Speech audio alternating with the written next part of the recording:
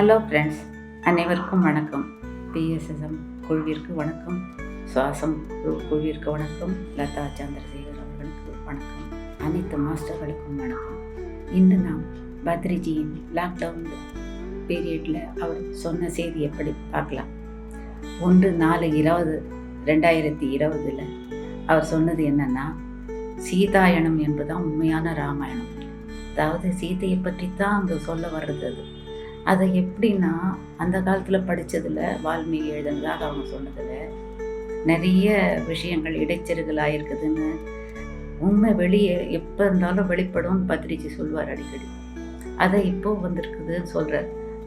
தீனா மரியம் எழுதி untold story of சீதாவில் சீதை ராமர் வனவாசத்துக்கு போயிட்டு வந்த உடனே தீக்குளிக்க வச்சார் இல்லையா அப்படின்னு சொல்லிட்டு அதில் வந்ததை தான் நம்ம நம்பினோம். ராமர் சொன்னார்னு தீக்குளித்தாங்க. தீக்குளிக்கல சீதை. அந்த சோகம் இல்லாத இடமா அந்த அசோக வனம் என்பது. சோகம் இல்லாத இடம் அங்கே, அதாவது சீதை இருக்கிற இடத்துல சோகம் கிடையாது. அவன் என் நேரமாக அழுதுந்தானா. நீங்களே பாருங்கள், ஒரு மனுஷன் ஒரு நாள் பூரா அழறதுன்றதே கஷ்டம். கொஞ்சமாவது கேப் விடுவான். அப்படியே இருந்தாலும் அவன் ஒரு வருஷமாக இன்னும் சொல்லப்போனால் சரியான அளவு சொல்லலை. அதில் அவங்க எவ்வளோ நாள் அங்கே இருந்தாங்கன்றது. ஒரு வருஷத்துக்கு மேலேயே எந்நேரமும் அழுதுகினேவா இருப்பாங்க ஒரு மனுஷன். அதுவே நம்மளால் நம்ப முடியல. என்னதான் இருந்தாலும் முடியாது. அவங்க அழவே இல்லை, அதுதான் உண்மை. அவங்க அழாமல் எந்நேரமும் தியானத்தில் இருந்தாங்க. உணவு இல்லை, உறக்கம் இல்லை, நீர் அருந்தவில்லை. கடும் தவத்தில் இருந்தார்கள் சீதா மாதா. ராமர் இங்கே அவர்களை தேடி தேடி அலைந்து திரிந்து கொண்டிருக்கும் போது அவர்களை பார்த்து அவர்களை காப்பாற்றி அழைத்து வரக்கூடிய சக்தியை ராமருக்கு தந்தது சீதையுடைய தபோபலம்தான். இங்கே தசரதனுடைய பையனா அவர் இருந்து, தசரதன் யார் தெரியுமா? 10 திக்குகளிலும் ரதங்களை ஓட்டி செல்லும் 10 ரதங்களை ஒரே டைமில் ஓட்டின்னு போவாராம். அதனால் தசம் என்றால் 10 ரதம். 10 திசைகளிலும் ரதத்தை ஓட்டி செல்லக்கூடிய ஒரு வல்லவன் என்று பெயர் அவருக்கு, தசரதன். அப்பேற்பட்ட திறமை வாய்ந்தவருடைய 4 பிள்ளைகளின் மூத்த பிள்ளையாக உதித்தவர் தான் ஸ்ரீராமன். அவர் மேலே தன் பாசத்தை பொழிஞ்சார், உயிரையே வச்சிருந்தார் தசரதன். கைகையுடைய சூழ்ச்சியால் கைகை மேலும் தவறில்லை என்கிற ராமர் சொல்கிறார். கைகை இல்லாவிட்டாலும் இன்னொருத்தரால் அந்த விஷயம் நடந்துதான் இருக்கும். அதுக்கு பலிகடாவாக்கப்பட்டால் கைகை விதிவசத்தால். ஆகக்கூடி கைகையை மாதிரி ஒரு அற்புதமான அறிவு சார்ந்த பெண்மணியை உலகத்தில் பார்க்க முடியும். பொறுமை, அன்பு, கருணைக்கெல்லாம் இருப்பிடம் கைகை தான் என்று ராமரே சிறப்பித்து சொல்கிறார். அப்பேற்பட்டவளுடைய 2 வாக்கு கேட்டதை அதை அந்த டைமில் உபயோகப்படுத்தி கொண்டு தசரதனை மடக்கி தன் பிள்ளைக்கு அரியாசனத்தில் அமரும்படி முடிசூட்டுங்கள், ராமரை 14 ஆண்டுகள் வனவாசம் காட்டுக்கு அனுப்புங்கள் என்று 2 வார்த்தை உபயோகித்து வரம் வாங்கி கொண்டார். அதன்படி ராமர் காட்டுக்கு செல்ல நேரிட்டது. காட்டில் ராவணன் சீதையை தூக்கி போகுது இப்படின்னு ராமாயண சம்பவங்கள்லாம் வரிசையாக நடந்து போச்சு. அதில் இடைச்செருகலாக நிறைய விஷயங்களை காலத்துக்கேற்ப ஆண்களுடைய கை ஓங்கி இருக்கும்போது, ஆண்களுடைய ராஜ்யம் வந்திருக்கும்போது அவங்க பலத்தை காட்டுற மாதிரி கதையில் சில சம்பவங்கள் புரிஞ்சாங்க. அதாவது குந்தி தேவி உள்ள சமைச்சிருந்தா காட்டில் வனவாசத்தில் அவங்க இருந்தபோது. அப்போது அவங்க என்ன சொன்னாங்க, அர்ஜுனன் வெளியேந்து உள்ளே வரும்போது, அம்மா நான் ஒரு அருமையான பொருள் கொண்டு வந்திருக்கிறேன் அம்மா, என்ன செய்யலாம் என்று கேட்டால், அதை அனைவரும்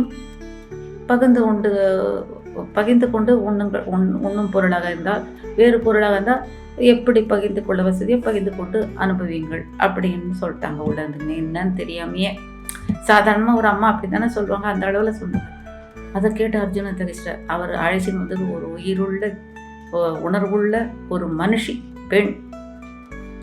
அவளை அழைச்சின்னு வரும்போது இவங்க இந்த மாதிரி சொல்கிறாங்களே அப்படின்னு கேட்டால், அவர் போய் பீஷ்மர் கிட்ட, அவர் தானே அவங்க குடும்பத்துக்கு தலைவர், இது உங்கள் குடும்ப சம்மந்தப்பட்டதுப்பா, என்ன கூப்பிடாதுன்ட்டு அவர் ஒதுக்கினார்.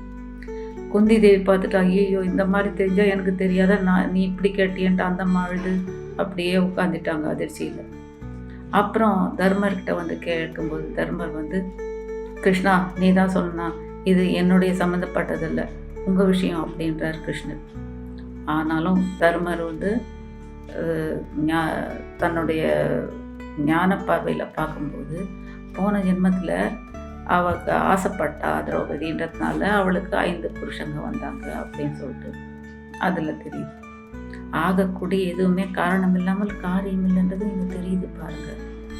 அதனால தான் மனம் போன போக்கினிலே போக வேண்டாம்னு ஔவையார் பாடியிருக்காங்க. இங்கே சீதை காட்டிலேருந்து வந்தபோது அவங்க கண்ணை திறந்து ராமர் வந்துட்டாருன்னு திறந்து பார்த்தா அவங்க கண்ணில் அந்த 1 வருஷத்துக்கு மேலே தவம் பண்ண தவாகினி அப்படியே நெருப்பு சுடரா தெரிஞ்சுதான். அதை பார்த்துட்டு லக்ஷ்மணன் அலறிடான், அண்ணா சீதையம்மா அக்னியில் எரியிறாங்க அப்படின்னு. எரியலப்பா, அவளுடைய தவ அக்னி, ஞானாக்னி அது உனக்கு அப்படி தெரியுதுன்னு ராமர் அதை அந்த அக்னியை பார்த்து கை கூப்பி தொழுதார். அந்த அளவுக்கு வல்லமை வாய்ந்தவள் சீதை. ராமரே தொழுது எழுதும் வண்ணம் அவள் அவ்வளோ சிறப்பு வாய்ந்த கற்பிச்சிறந்த மாதாவாச்சே. அவளை போய் ராமர் சந்தேகப்பட்டு வண்ணாம் பேச்சை கேட்டுன்னு இந்த இடைச்சொல்கள்லாம் தேவையா? இந்த மாதிரி நிறைய சம்பவங்கள் நடந்திருக்கு. ராமர் வந்து ஆட்சியில் வல்லவர் என்றால் சீதை தியானத்தில் வல்லவர். சீதை வந்து அதிதி தேவோ பவ என்ற வார்த்தைக்கு ஏற்றபடி தன் வாழ்க்கையை அமைத்து கொண்டு வாழ்ந்தவர். யார் வந்தாலும் வாங்க சாப்பிடும் தன் கையாலேயே சமைச்சு சாப்பாடு போடுவார். அப்பேற்பட்ட அருமையான உத்தமி சீதை. அவள் இந்த அபாண்டங்களை பொறுக்க முடியாமல் கடைசியில் அம்மா கிட்ட போய் அழுதுன்னு உள்ளே போகிறதுக்கு அப்போ எல்லாரும் வந்து நின்றுங்கன்னு அவளை தொழுதாங்களாம். முனிவர்கள், தேவர்கள், ரிஷிகள், கந்தர்வர்கள், கிம்புரர்கள் எல்லாரும் வந்து வணங்கினாங்களாம். 33 கோடி தேவர்கள் உட்பட அத்தனை பேரும் வந்து சீதாதேவியை வணங்கி வாழ்த்தினார்கள். அப்படிப்பட்ட ஒரு அருமையான தூய ஆத்மா சீதா. அந்த இதை இந்த இடத்துல நம்ம பத்திரிச்சி சொல்கிறாரு. என்ன இருந்தாலும் உண்மை ஒரு நாள் வெளியே வரும் இல்லையா? அது அப்போ தான் வந்தது. அதுக்கு கொஞ்சம் நம்ம காத்திருக்க வேண்டிய பொறுமையை கடைப்பிடிக்கணும் அப்படின்ற எவ்வளோ அருமையான விஷயம். இந்த மாதிரி இந்த லாக்டவுனில் இன்றைக்கி 1ஆம் தேதி ஏப்ரல் 26, 2020 அவர் படித்ததை இன்றைக்கி அவர் ஞாபகமாக உங்களுக்கு சொல்ல வந்தேன். நீங்களும் கேட்டீங்க. இன்றைக்கி நாம் இந்த அருமையான விஷயத்தை நமக்கு எடுத்து சொன்ன பத்ரிஜிக்கு கோடான கோடி நமஸ்காரங்கள். நன்றி, வணக்கம்.